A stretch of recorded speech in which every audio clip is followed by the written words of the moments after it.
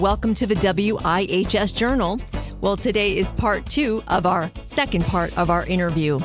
From our last conversation, we were talking about the book Parenting Against the Current, Taking Back Discipleship in Your Home. In the WIHS studios with us, we had local pastor Josh Poteet from the 180 Center in West Hartford. Today, we'll continue the conversation from Wednesday as he was talking about how to discipline your children and giving all pearls of wisdom for us moms, dads, grandparents, and soon-to-be parents. Stay tuned for all the details. Tell us a little bit about your children and their ages. Yeah, so I have my bride. We've been married for about 10 years, and then we have 2 kiddos. We've got a 7-year-old daughter who is the most empathetic person I know, like just meets people with compassion, needs extreme gentleness, which I'm not a gentle human being, so it's a learning process for me. And then our son, who is the polar opposite of her. He's just a one-man wrecking ball. He's 2 years old, and we get to do battles in the house. That's actually our family on the cover of the book, which is kind of fun. So you have 2 dogs yourself. We have 2 giant dogs. Yes. We didn't put the cat in the book because we're not cat people. We don't know how we got a cat, but here we are. Well, I'm a cat person, so you're good with me. Yes. So what would you like people to take away from this book? Because I'm excited to read it myself. Yeah. What would you like or they go to Amazon to buy the book, what would you hope that they would take away from these words of wisdom from you? I think that the biggest piece, because there's a call to action that we're meant to engage in. And it even says it on the cover. Like our kids were designed to be discipled. They're going to be discipled. It's whether or not we are the ones doing it.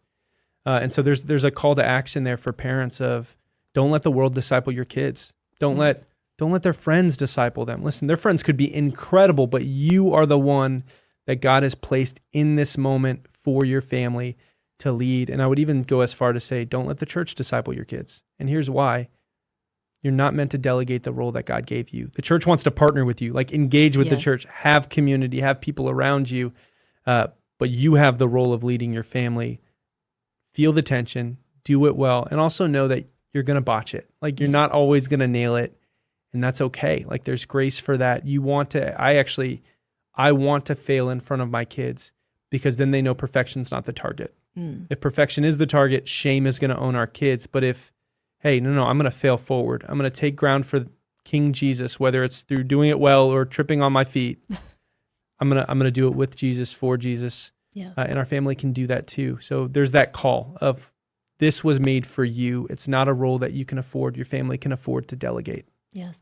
What about some discipline when a child acts out or, they talk back? What kind of suggestions do you make for teens or even young children for, not making them learn that they're not going to do it again? Do you have some suggestions for that, like taking TV away, or what do you guys do in your home? Yeah, so there's a couple things that we try to do. We try to parent off of values versus rules. So really just trying to understand what is valuable and important. So the example being when my daughter lies to me, which she actually, I think my son's probably going to be a lot more worse at this, but she's actually really good at being a truth teller. But say she lies to me, rather than going, hey, this is the consequence, this is what happened. There are consequences. Like that is an important part. Like they need to understand that's how the world works. But I want her first to understand the relational consequence. I want that to be the point. So the point being, hey, you lied to me. Hey, baby, I love you. And it hurts my heart when I can't trust you. And what this tells me is that I can't trust you the next time, and I want to. Do you understand? And being able to have a dialogue around that. Because what I don't want is my kids to behave a certain way because they're afraid of consequences or they're afraid of dad. I want everything to be just doused in love. So if my daughter cleans her room and she comes up to me and I say, baby, you cleaned your room. That's incredible. Why'd you do it? What I don't want to hear is, well, because I know you like a clean room and I don't want to get punished or disciplined because of it. What I want her to say is, Dad, I love you. I know you like a clean room. I did this for you. Aww. That's what I want. And so there's a perspective there of looking at the relational cost first and also knowing for me, being mad is not a vehicle into relationship. Anger actually divides relationship, but it's okay to be sad and feel the cost. And so don't do it in a manipulative way, but I can be honest with like, hey, it hurts my heart when this happens. Yeah. Like being able to be vulnerable with our kids is actually something really important. The other piece I would focus on is a lot of times there's a connect. It's actually the third chapter of the book is really focusing on a connection issue that exists. Specific with teenagers, a lot of times when there's behavioral pushback and frustration and lashing out, usually it's not so much about the behavior as it is there's a connection issue between the parent and the child or the child and somebody else. So really trying to figure out what is the relational connection issue that is missing, build that first, because that's going to empower you to have sometimes, like it's not a perfect system, right? Yeah. It's going to empower you to be able to actually speak into their life in a way that you otherwise couldn't. Wow. Powerful, powerful. This interview has been so powerful. You're giving me like words of wisdom and just these are pearls to our audience. What else would you like our listeners to know about this book that we're missing on this? I know there's huge gems in here. What is your favorite part and what else are we missing that you would like to discuss? Yeah, I think there's two major things. The first being there's a whole chapter called It Takes a Village to Raise a Parent. And it just is so important for parents to realize you were not designed to do it alone. You are the primary discipler of your kids, and yet you cannot be everything that your kids need. So having other parents in the same life stage, the life stage ahead, and even the life stage behind so that you can guide, pour into, and shepherd those who are coming behind you is really, really important in my own growth as a parent to have that community around.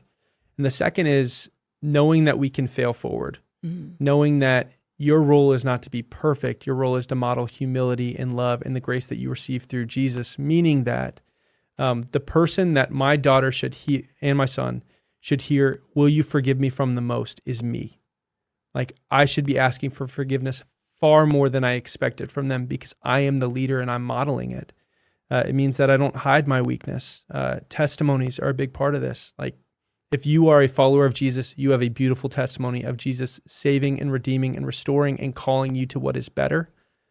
Don't hide that from your kids. I was raised in a home where the phrase was constantly, hey, that's incredibly personal. Like, don't ask about my faith. It's personal. Wow. And yes, it is personal. You're right, but it's not private. And we're meant to engage in that with our kids in age-appropriate ways. Yes. So the example being, by the grace of God, I'm 13 years sober, redeemed from my alcoholism. That's a journey that I walked through where I was incredibly selfish, lit relationships on fire, and walked my own way and had to figure out the hard way that I desperately needed a God who would step into the pit, meet me there, and raise me up.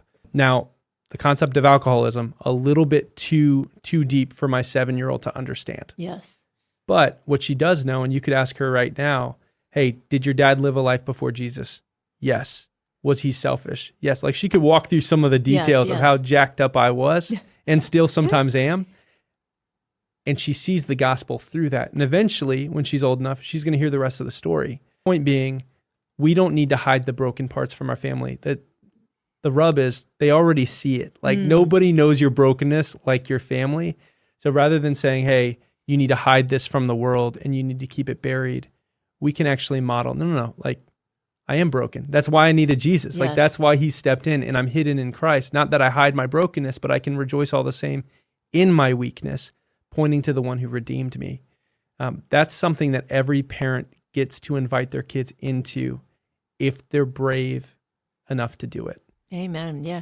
Well, you sound like you're at the pulpit right now, so which is amazing. So awesome. Tell our listeners the name of the book and how they can get a copy of it. Yep. It's Parenting Against the Current, Taking Back Discipleship in Your Home. You can find it on Amazon. Our website is parentingagainstthecurrent.com.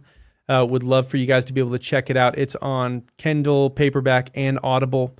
I figure most parents read while driving, so we had to make sure it was an audiobook. Once again on the broadcast with us was local Pastor Joshua Poteet of the 180 Center in West Hartford, Connecticut. Today we were talking about the book, Parenting Against the Current, Taking Back Discipleship in Your Home. Well, today concludes our second broadcast. If you would like more details, give us a call at 860-346-1049. I'm Anissa Porticelli for News and Public Affairs.